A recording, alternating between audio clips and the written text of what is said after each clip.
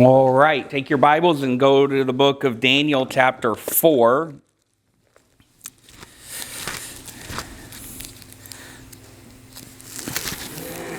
Daniel chapter 4 is going to kind of be a verse that we're kind of starting with here today. And so what we're planning on doing is, I did handout to try to help everybody kind of stay in line with what we're going to do this morning. My printer printed 5, and so unless everybody wants to sit real close to each other, hopefully we can get through this without needing those. So maybe I'll get those to you maybe at some other point. So we are starting a series on Daniel this morning, but eventually it's going to roll over to Sunday night, the worship service where Brother Jeremy's doing. So I just want to kind of take a few minutes at the outset and kind of lay out, number one, what we're doing today and kind of how the series is going to progress as we move into the next couple of months. Because I think the term that I would use here is we're doing a soft launch, right? To where we are talking about Daniel, but it's more of quite a bit of content on its background and kind of leading up to it versus actually being in Daniel today. So Daniel chapter 4 and verse number 17. Read that with me. Again, this is kind of our theme verse for this series. This matter is by the decree of the watchers and the demand by the words of the holy ones to the intent that the living may know that the Most High ruleth in the kingdom of men, and giveth it to whomsoever he will, and setteth up over it the basest of men. And really just that one phrase, the Most High ruleth in the kingdom of man. That's kind of be our focus. And so here's what we're doing. So our soft launch, basically over today, I'm going to use a message on all-day service next week to kind of deal with some associated things. And then probably one Wednesday night, I'm not going to roll my Wednesday nights into it, but at least one Wednesday night to kind of introduce it. And we want to talk about the road to Babylon.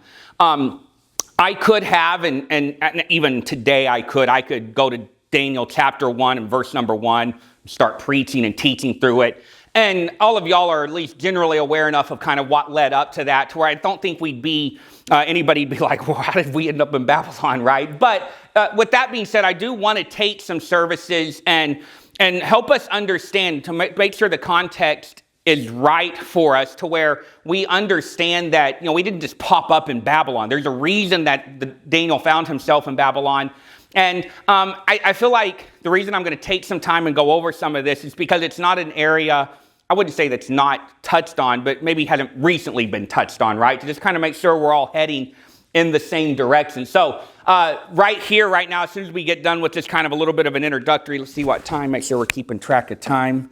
We're going to basically look at from the time of the kings to when the southern kingdom fell, and we'll move past that to, when the northern kingdom fell, move past that to when the southern kingdom fell. And really just a very quick overview of their history and how we got to that point of the kingdoms falling. So that's going to be our historical context. We'll be back at 1 Samuel chapter 8 in a minute, so I won't spend a lot of time there.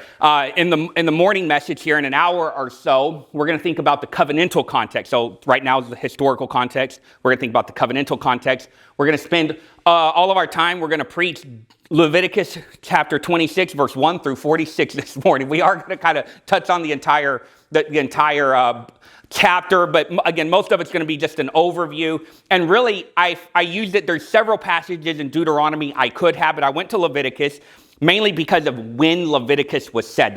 When that chapter in Leviticus was said, what's the term? How would I put it? It is conducive to my point, right?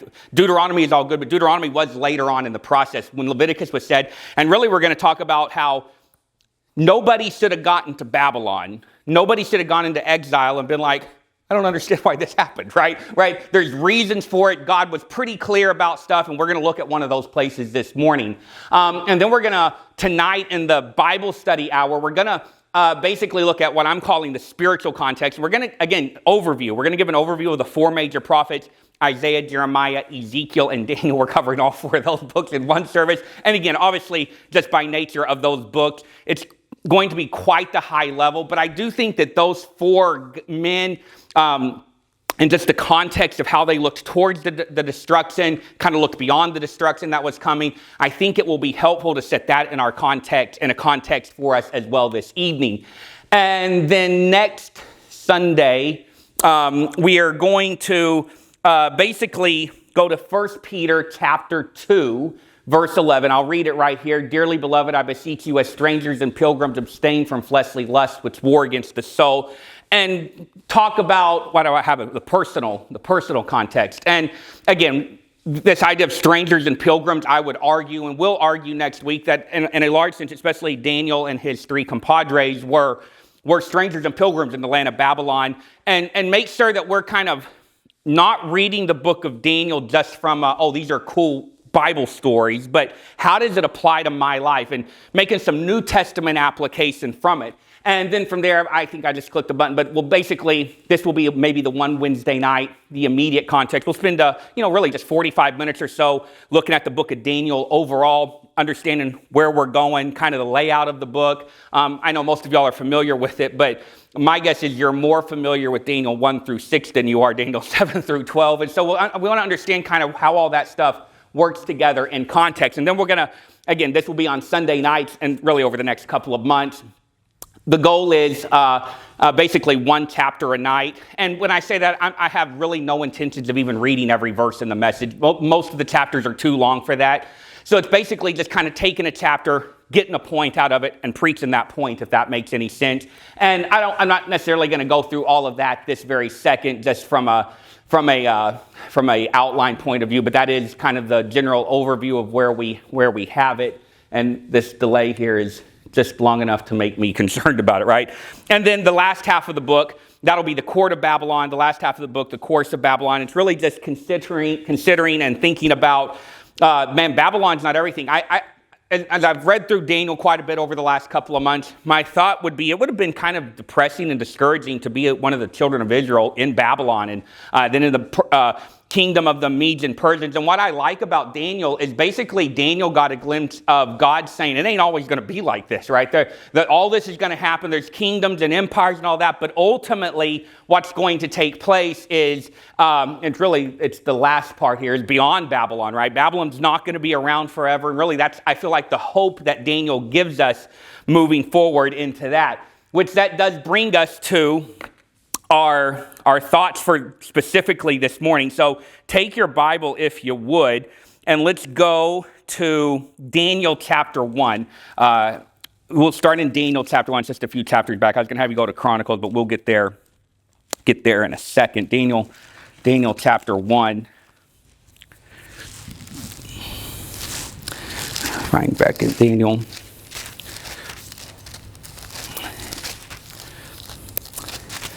And we'll read verses 1 and 2, where it says, in the third year of the reign of Jehoiakim, king of Judah, came Nebuchadnezzar, king of Babylon, unto Jerusalem, and besieged it. The Lord gave Jehoiakim, king of Judah, into his hand with part of the vessels of the house of God, which he carried into the land of Shinar, which is the land of Babylon, to the house of his God. And he brought the vessels into the treasure of the house of his God. So what's the aim of the lesson this morning? Let me kind of state it out to where nobody's kind of under any, like, what are we doing here? Let me give it to you like this. To show how the nation of Israel moved from the beginning of the monarchy to the captivity of Judah, so that Daniel is understood in its proper historical and theological setting. And because of the way the Bible is set up, again, I wouldn't argue by any stretch. Maybe somebody would, that the order the books are in the Bible are inspired, right? I don't think anybody would argue that. If you could, don't argue it right now, right? But at any rate, so my concern is you can read the law, right? Genesis through Deuteronomy. A lot of it's narrative. A good portion of it's really not, but a lot of it's narrative. And then you kind of, after law, then you read Joshua and Judges. Those chronologically make sense. You can feel the story progressing. You can kind of tie everything together. Then Joshua, Judges, 1st and 2nd Samuel, 1st and 2nd Kings, 1st and 2nd Chronicles. Again, there's a narrative that is relatively easy to keep up with. You kind of get into Chronicles and there can be some confusion just because there's really quite a bit of duplication, right? And so then you have 1st and 2nd Chronicles, 1st and 2nd Kings, 1st and 2nd Chronicles, and you have Ezra and Nehemiah. And so your chronology starts getting really messed up at that point, right? Because really, Ezra and Nehemiah, a lot, and from a chronological perspective, should almost be moved to the end of Malachi, right? Just from how it happened time. I'm not arguing it, so I'm just saying we don't want to lose that thread. You're like, okay, so, the kings all died and everything, and then there was Ezra. It was a little more complicated than that. And then you have Esther, which also kind of takes place in about the time of the book of Daniel. Esther, and then you move into Job, Psalms, Proverbs, Song of Solomon. I may have missed one. I'm kind of going off the top of my head. And then really you have a pretty huge section where you've even forgotten we're talking about the nation of Israel, right? Like there's not a lot of, you know who David is, you know who wrote Song of Solomon, Ecclesiastes, and Proverbs. So you know who these guys are from 1st and 2nd Samuel, but it's like, okay, these are all good books. I'm not even, denigrating anything. And then you get to Isaiah, and you're like, okay, so where does this happen at? And my guess is if you're just kind of reading your Bible, you get to chapter 6, even in chapter 1, verse 1, it gives you a list of some kings. But you get to chapter 6 and verse 1, I think it's in the year that King Uzziah died. I saw the Lord high and lifted up. You're like, I don't even remember who Uzziah is, right? Like, where was he at in this whole thing?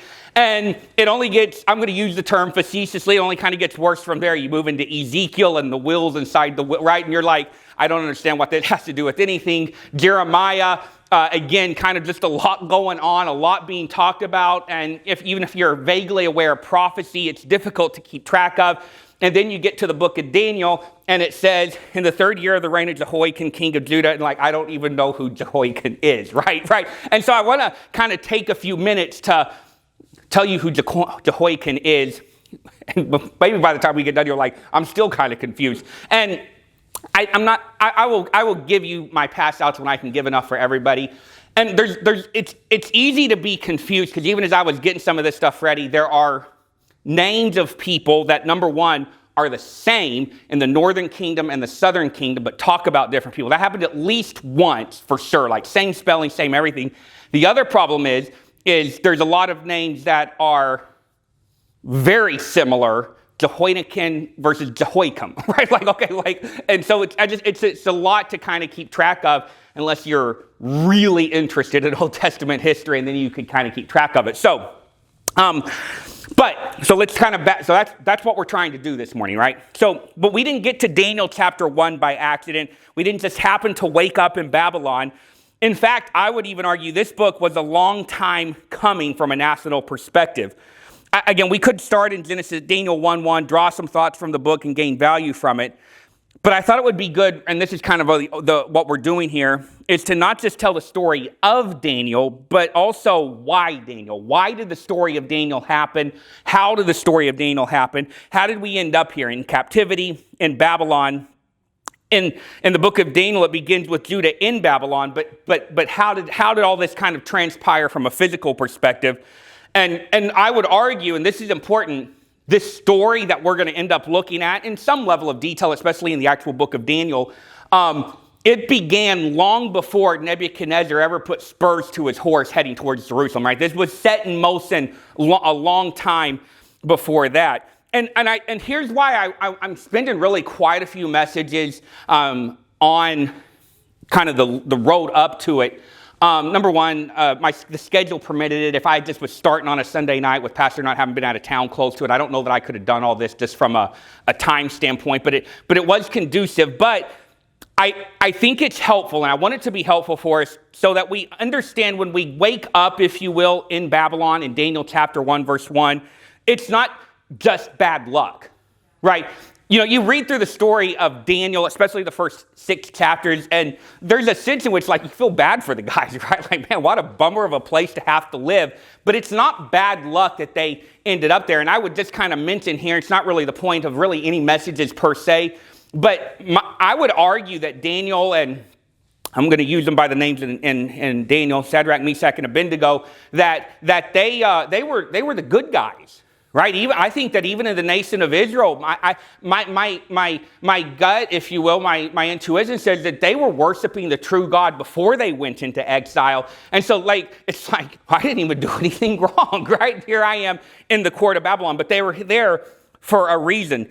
And it's not just random happenstance, a set of negative coincidences, but for Daniel's perspective, it is actually hundreds of years worth of choices that were made, literally hundreds of years of choices and hundreds and thousands of decisions by individuals, and probably at least, I'm going to use the term dozens of men, right? That all kind of got us up to this point. Oftentimes, we find ourselves where we are at not because of the last 3 days, but because of the last 30 years, right? And a lot of times, a lot of the problems we're facing in our life, it's not that I did something stupid yesterday. You may have, but I'm having a hard time today because I've been doing stupid things for 30 years. And on the nation of Israel's point, this is a lot longer than 30 years. I think I can give you I'll look at the timeline, but y'all can't look at it.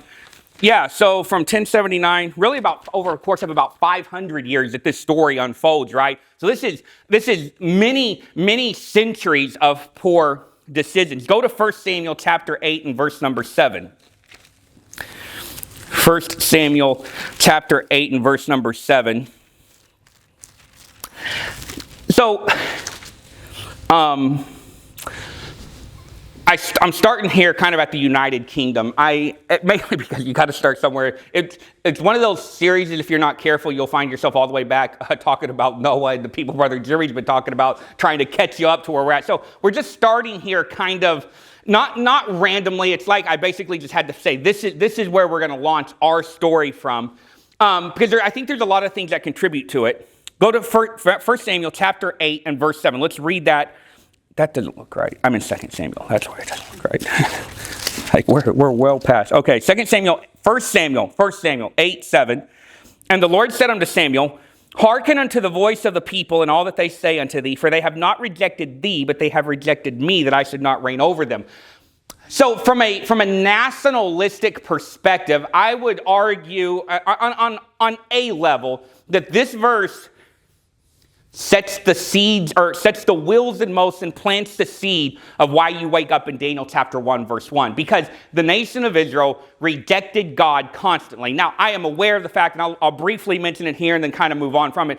This is not really the first time, right? Even for there. I'm using it because from a national perspective, and the fact they were about to have a king, it kind of puts things under a different category. But I was even studying and finishing my message for the next service this morning, going over some things, doing my introduction in Leviticus. And I'm like, I read Leviticus chapter 26 and I'm like, man, y'all, it's like y'all forgot all this stuff and like very quickly, because it's not like they were fine from basically Leviticus all the way over to 1 Samuel. Has anybody ever read the book of Judges, right? They immediately started violating literally everything God had ever told them in the history of the known universe over and over and over again. And I was even thinking about that this morning. I'm like, it's interesting. God had every right to do in Judges what he waited until really kind of, if I had to put a fine point on it, the end of 2 Chronicles to do, right? Because everything that they did in Judges time and time again,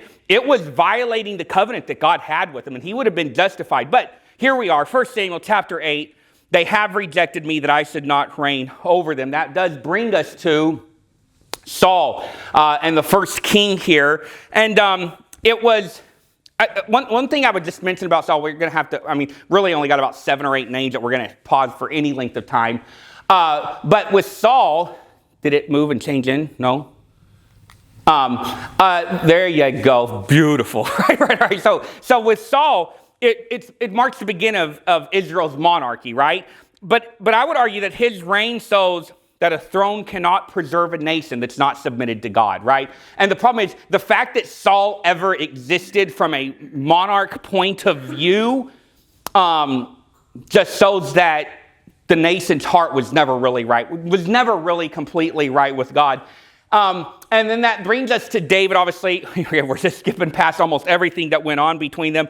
But what's important here is that with David, there's a royal line established that has bearing and fruit even to this day, right? Christ is of the house of David. And we find that here. Go to 2 Samuel chapter 7. Just want a few verses to kind of keep us moving here. 2 Samuel chapter 7, verses 12 and 13. It says, and when thy days shall be fulfilled, and thou shalt sleep with thy fathers, I will set up thy seed after thee, which shall proceed out of thy bowels, and I will establish his kingdom, and he shall build an house for my name, and I will establish the throne of his kingdom forever. And so really we have, I don't know that this is where people would say is the Davidic covenant's origins, but this is at least a reference to it, where it's basically God promising David an everlasting and a permanent kingdom.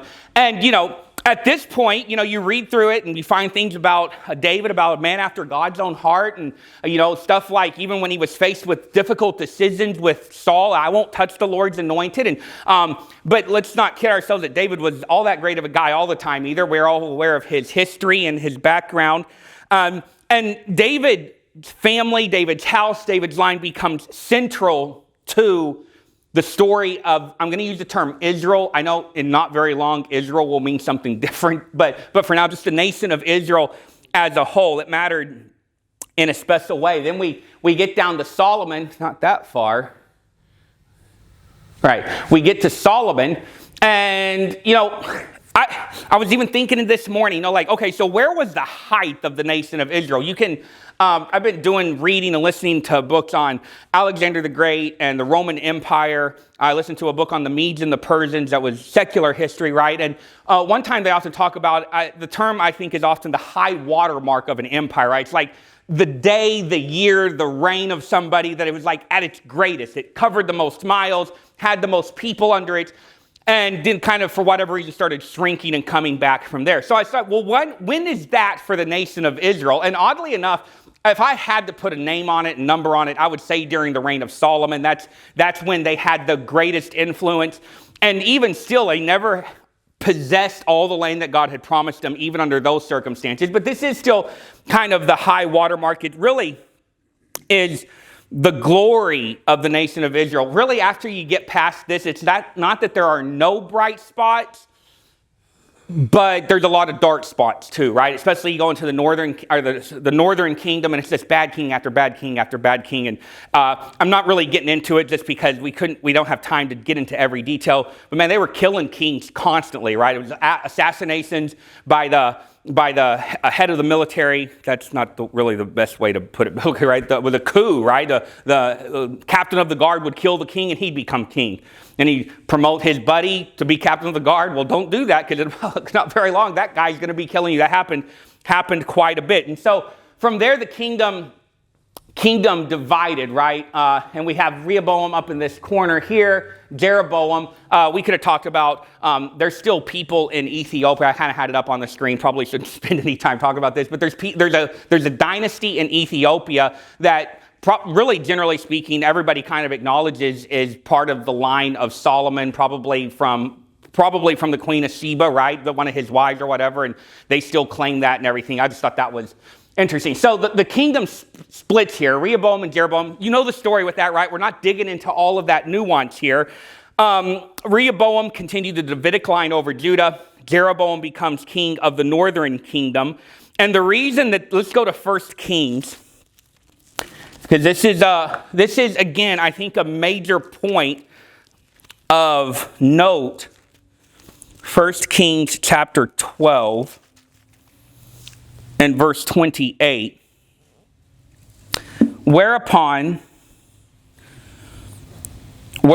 the king took counsel, and we want to back up. We'll just start in 28. Whereupon the king took counsel and made 2 calves of gold, and said unto them, It is too much for you to go up to Jerusalem. Behold thy gods, O Israel, which brought thee up out of the land of Egypt. And he set the one in Bethel, and the other he put in Dan. And this thing became a sin, for the people went to worship before the one, even unto Dan.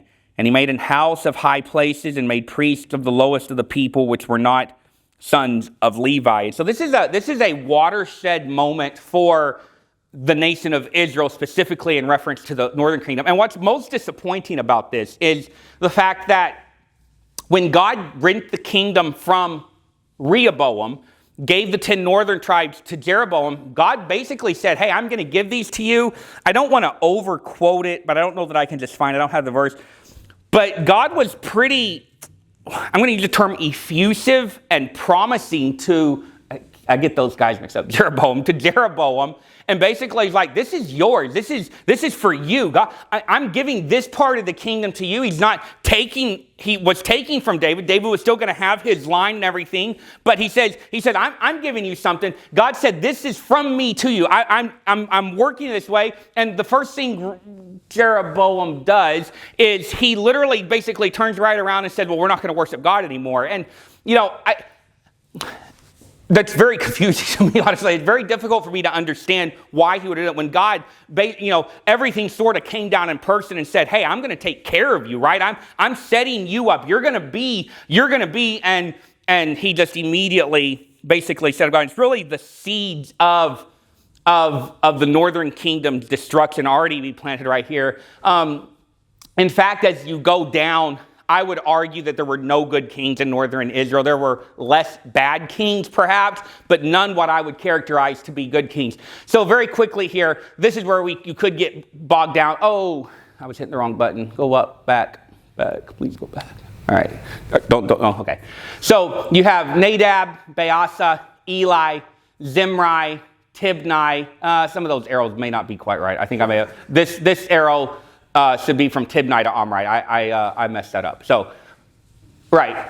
But really, this is what I was talking about. All these guys were killing each other, right? I thought about kind of dividing it between the different dynasties, but basically every dynasty was like one king long, right? It just kind of got confusing because these were completely different guys from different places, really nothing. And really the next time that anything kind of happens is at the house of Omri. Everybody knows who Omri's son was Ahab and Jezebel, right? Ahab. Let's see here.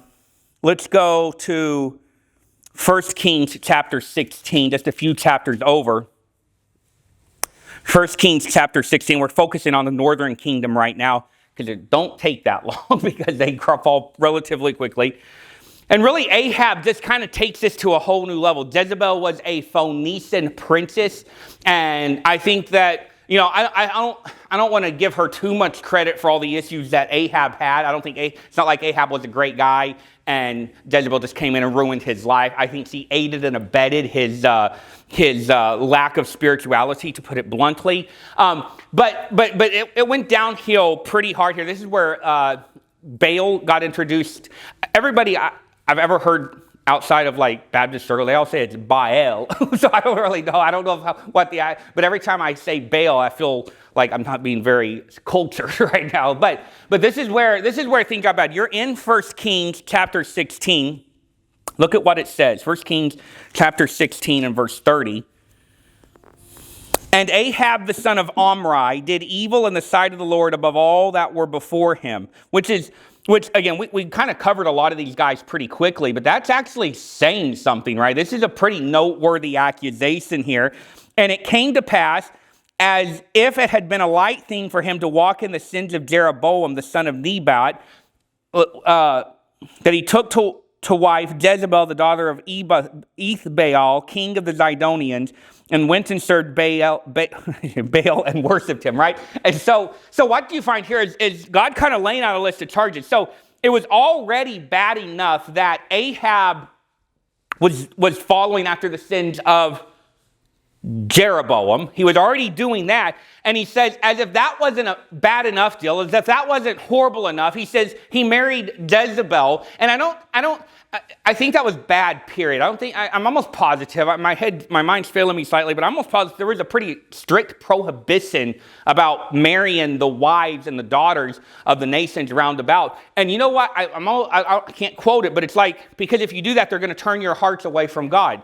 Well, guess what happens, right? In fact, I'll back up to Solomon briefly because it talks about him. It says he had all these wives and everything, and they turned his heart away from it, right? And if you've ever been married or had a wife or been a wife or experienced that, you realize wives have a lot of influence, both for good and for bad, of pulling people and pulling their husbands in different directions. But he said this is really what was bad about Ahab. Is that not only did he not worship the true God, he brought this lady in, which even accelerated. I don't have a lot of prophets on it just for sake of time, but obviously Elijah was a very was kind of a big deal at this time, right? He was active in ministering. A lot of kind of the kings here, kind of between Elijah and Elisha, kind of go back and forth, and it's really covering their ministries quite a bit. It's about a bit here, and so at this point is really when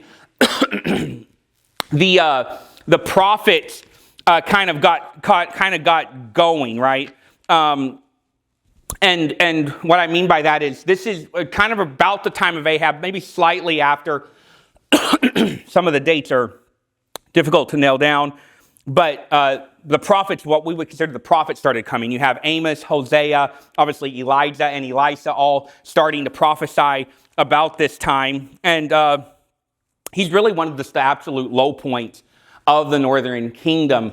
And then you find, and I'll just point this out here, the fact that Athaliah was not a good person, and of course he wasn't, but it's because she came from Ahab and Jezebel, right? She actually caused a lot of trouble in the southern kingdom. But really after Ahab, his sons, Jehoram and Ahaziah, they were both kings. This one was king not long at all, and he was king for about 10 years. And then after that, you basically kind of skip back up and you go back to the house of Omri further up, and don't really know where he came from, but you have some people, and we get down to Jehu, right? And so this is kind of where the line begins to follow through. I may be able to go to the next one. Yeah. And then again, it's just complete chaos, right? And here's another section of Jehoahaz, Zechariah, Salom, Menaham, Pekah, Hosea.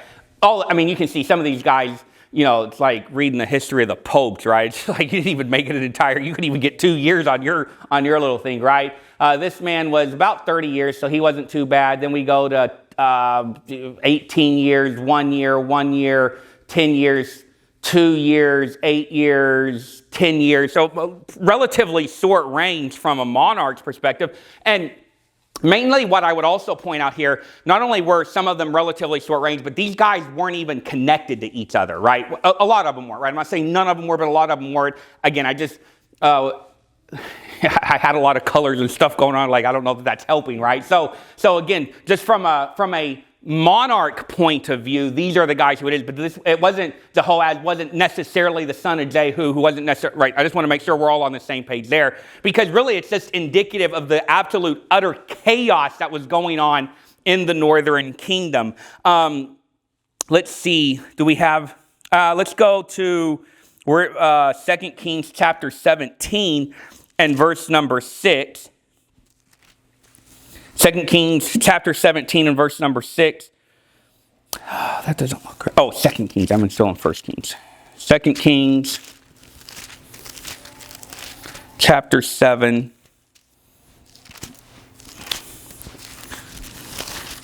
And verse number 6. Oh, that doesn't look right either. I'm sorry, 17:6. I even had that written down. I'm just cutting digits off in my head. 2 Kings chapter 17 and verse number 6. Yes, I'm like, I really need a verse on Hosea, right? Like whatever we got to get to. All right, 2 Kings chapter 17 and verse number 6. In the 9th year of Hosea, the king of Assyria took Samaria and carried Israel away into Assyria and placed them in Halah and in Habor by the river of Gozan in the city of the Medes. And so really you've reached the end of the northern kingdom. And I would even argue, I would argue, I think that both biblically and politically, that these are called the 10 lost tribes of Israel. It's not that God doesn't know who they are and where God doesn't know where they're at, but really this is a scattering so, what's the term? It's not pervasive, so effectively that they just kind of disappeared at this point. There may have been some Samaritans that had some connection to them, but this is kind of the end of the northern kingdom almost completely. And you're in 2 Kings 17, look at verse 13 and 14. Yet the Lord testified against Israel and against Judah by all the prophets and by all the seers, saying, turn ye from your evil ways and keep my commandments and my statutes according to all the law which I commanded your fathers. and I sent unto you by my servants the prophets. Notwithstanding, they would not hear, but hardened their necks, like to the neck of their fathers, that did not believe in the Lord their God. And it goes on. They rejected his statutes, right? So this is kind of the postscript of the nation of Israel. Like they never did listen. They never did listen to me. Not from Rehoboam. You go down to Ahab, to Jehu, to all of these other names that let's be real. You couldn't name me most of these people. The name may look familiar, but you don't know hardly nothing about it. And a lot of these guys got about 3 verses out of them, right? Not one of them obeyed me, and God said, that's it. Took them into captivity with Assyria. What's interesting, and I don't know, maybe you've all put this together in your mind, and maybe I've put it together in the past, and it just kind of came back to my mind, but Sennacherib is the one who took the northern kingdom he was the king of Assyria, and he literally went to Judah after he got done with the northern kingdom. You remember what happened when he got to Jerusalem, right? That's when the story, it's Hezekiah and Isaiah, and basically God killed 185,000 of the Assyrian army, and you say, well, I don't know if that really happened. There's literal archaeological evidence of that almost. I'm saying almost definitely. I'm not saying that from a biblical perspective. I'm just talking about from a historical perspective, that this is almost certainly historical proof of this. And he went back basically and was murdered by his own sons, right? And so, well, how come? And I think that this is at least an important time to at least make this observation. So why did the northern kingdom fall in 722 BC, and the southern kingdom basically lasted between from 605 to 587? It was a multi-step process of the southern kingdom falling. What was the difference there? I would argue, number one, the Bible is silent from a declarative standpoint, but I don't know that it's silent from an implication standpoint. And the only thing the point that I would argue is that the southern kingdom lasted longer than the northern kingdom, because they had some good kings sprinkled in. Not many, varied quite a bit, but I think that was probably the key component. They had more grace, more long-suffering. That maybe grace isn't the word. More long-suffering from God, because they didn't just basically step off of the deep end, right? And that was it, right? It was more gradual, but ultimately the end wasn't there. And so we see here, right, 722, fall to Assyria, Tilgath-Pileser, Salmasar, those are some of the guys that they were having issues with. I feel like Sennacherib should have been on there, but I could be wrong. So that's the end of that. And, what's going on? So we are backing up again, but mainly because we've only kind of covered one branch, and we want to kind of follow the Rehoboam branch at this point. So I don't necessarily, what time is it? Oh yeah, we don't want to, let's see, let me make sure we're hitting.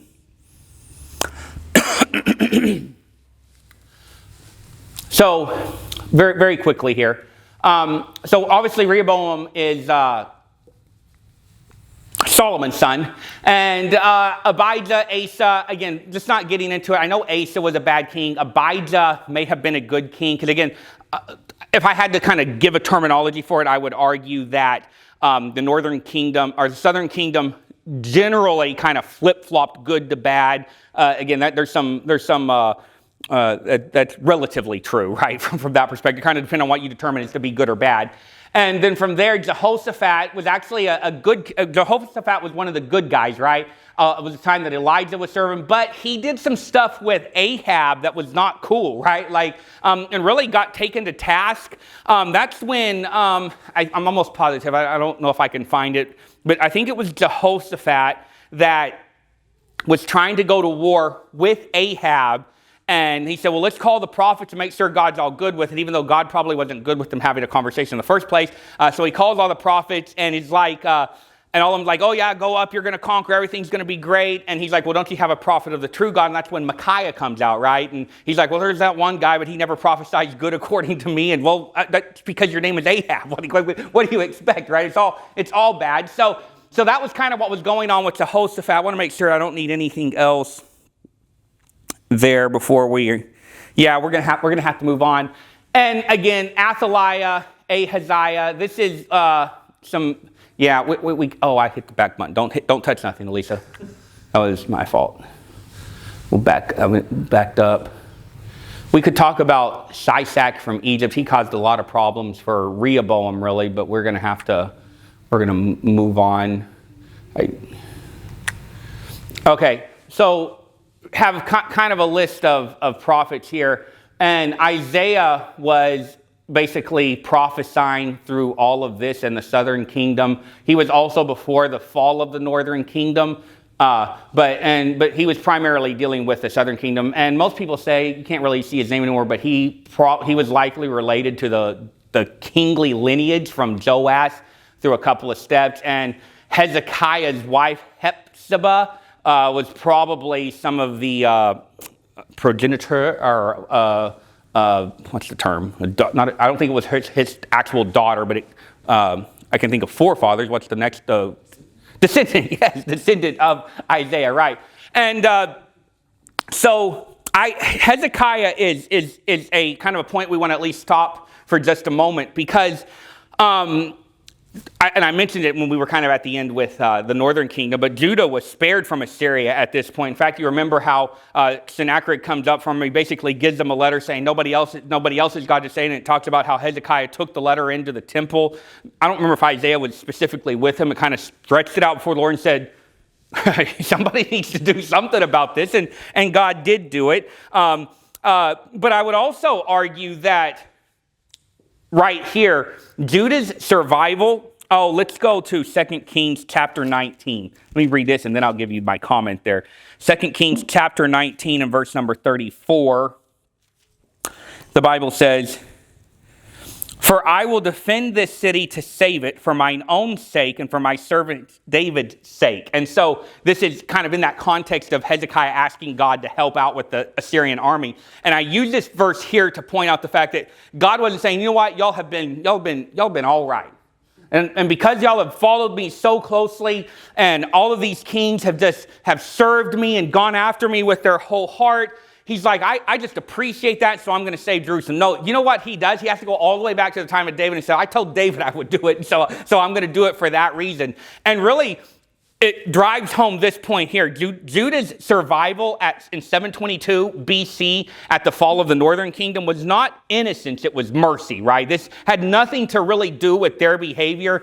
I realized I argued for the kind of the flip-flopping of good king, bad king, good king, bad king. But God, again, would have been 100% justified even at this point of taking the southern kingdom into captivity as well. From there, it really just starts to go downhill pretty hard. Hezekiah's son, Manasseh, you go to 2 Kings chapter 21. It'll catch up to us in a second. 2 Kings chapter 21 and verse number 11. The Bible says, "Because Manasseh king of Judah hath done these abominations, and hath done wickedly above all that the Amorites did, which were before him, and hath made Judah also to sin with his idols. Therefore thus saith the Lord God of Israel, Behold, I am bringing such evil upon Jerusalem and Judah, that whosoever hear of it, both his ears shall tingle." Listen to what it says here. "And I will stretch over Jerusalem the line of Samaria and the plummet of the house of Ahab. And I will wipe Jerusalem as a man wipeth a dish, wiping it and turning it upside down. And I will forsake the remnant of mine inheritance and deliver them into the hand of their enemies. And they shall become a prey and a spoil to all their enemies." It never did go. Try to get one more. And so this is Manasseh. Manasseh was a pretty hard step down. And I think that one of the reasons God was so annoyed, not annoyed, that's a imprecise theological term. The reason God was so incensed and angry at the nation of Judah at this point is because you just saw what I did to the northern kingdom. Right? Like, it's not like, oh, they heard news of it. This is literally your next door neighbors. When they got done ransacking their front door, they came to your front door. I saved you, and then your son did all of this. We're froze up pretty hard, huh? All right, that's fine. But you read how it talked about how he's going to stretch over Jerusalem, the line of Samaria, the plummet of the house of Ahab. Well, let me ask you this. By the time he got to this point, where was the house of Ahab? Gone. He's like, everything I did to the northern kingdom, It's coming to a town near you. And the reason is because they were actually acting like the northern kingdom. Go to 2 Kings chapter 23. 2 Kings chapter 23. Try to get out of it and start the slide solo at that point. 2 Kings chapter 23, verse number 25. The Bible says, so it's after Hezekiah, it's after Manasseh, and we're down to Josiah.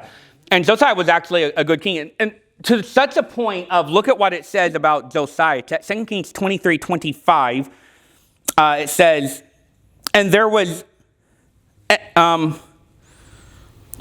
like unto him, speaking of Josiah, was there no king before him that turned to the Lord with all his heart and with all his soul and with all his might, according to all the law of Moses, neither after him arose there any like him. And so I would simply point out, like, if I just said, what was the best king that the nation of Israel ever had, I would have said David. That's the name I would have gone to, but God said it was Josiah, right? And really in not so uncertain terms, right? Like, he made a pretty clear point.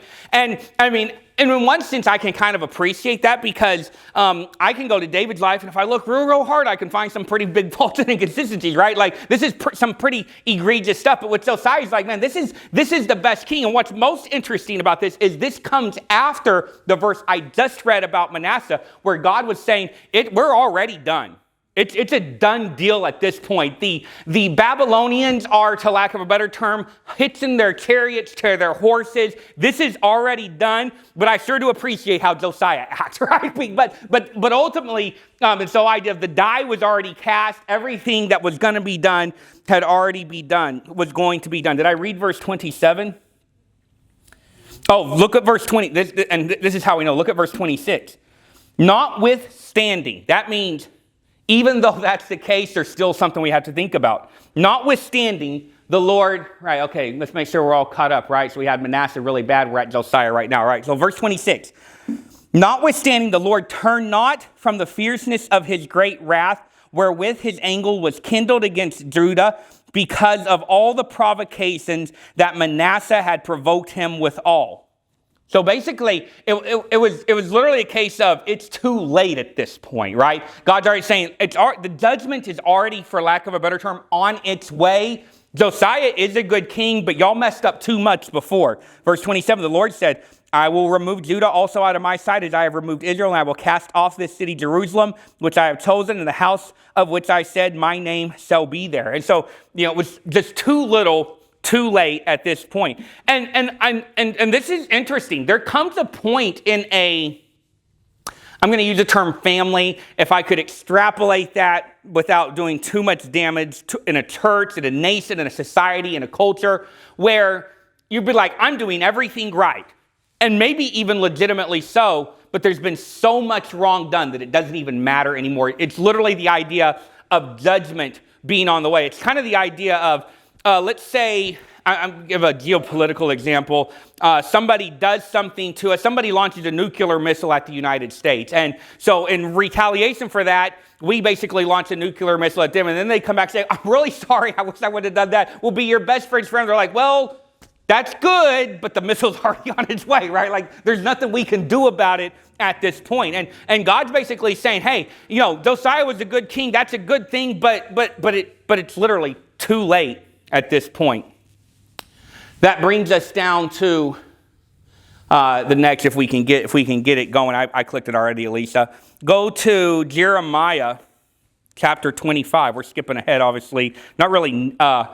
Not really chronologically, but at least books of the Bible. Jeremiah 25. I've intentionally not really talked about the prophets at all, because that is my lesson tonight. But we'll tie some of this stuff back together. Jeremiah chapter 25, verse 8. The Bible says, therefore, thus saith the Lord of hosts, because ye have not heard my words, behold, I will send and take all the families of the north, saith the Lord, and Nebuchadnezzar, the king of Babylon, my servant. You see what he just called Nebuchadnezzar, king of Babylon? He said, my servant.